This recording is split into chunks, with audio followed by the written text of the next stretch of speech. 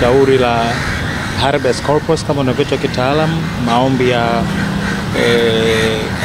kuomba mamlaka husika zimlete Balozi Humphrey Polepole akiwa hai, au halikadhalika waeleze mwili wake uko wapi, ambapo alifunguliwa katika mahakama hii kuu mbele ya Mheshimiwa Jaji Magimbi. Yalikuja leo kwa ajili ya kusikilizwa.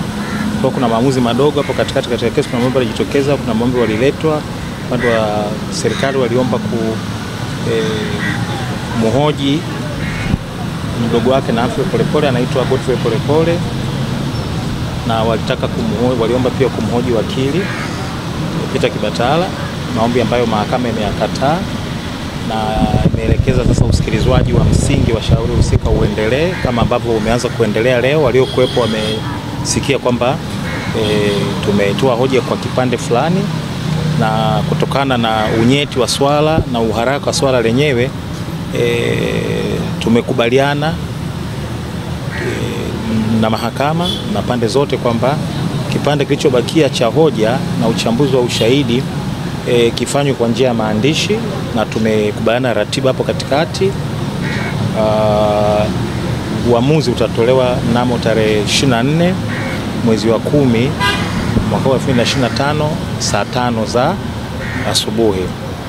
Kwa hiyo sisi tutamalizia kipande chetu kwa mujibu wa sheria mpaka leo saa 6 usiku. Wenzetu watajibu Jumatatu tarehe 20 na sisi tutajibu tena tarehe 21. Tarehe 24 mahakama itatoa uamuzi wa iwapo itawataka Inspector General wa Polisi, Mashauri Mkuu wa Serikali, DPP, mkuu wa upelelezi kanda maalum ya Dar es Salaam pamoja na kamanda wa polisi kanda maalum ya Dar es Salaam waweze kumfikisha Balozi Humphrey Polepole mbele ya mahakama, na au la wamfikishe katika mahakama yote nchini Tanzania kama wanaamini Balozi Polepole ametenda kosa lote la jinai ambalo anastahili kushtakiwa nalo, kwa sababu hoja ni kwamba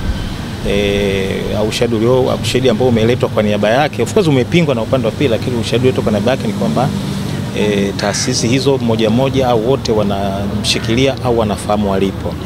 Kwa hiyo majibu sasa at least kwa kipande cha mwanzo yatapatikana mnamo tarehe 24 mwezi wa 10 2025, na kutegemea na maamuzi atakapokuwa, basi tutatoa taarifa zaidi kuhusu hatua nyingine za kimahakama au za kisheria.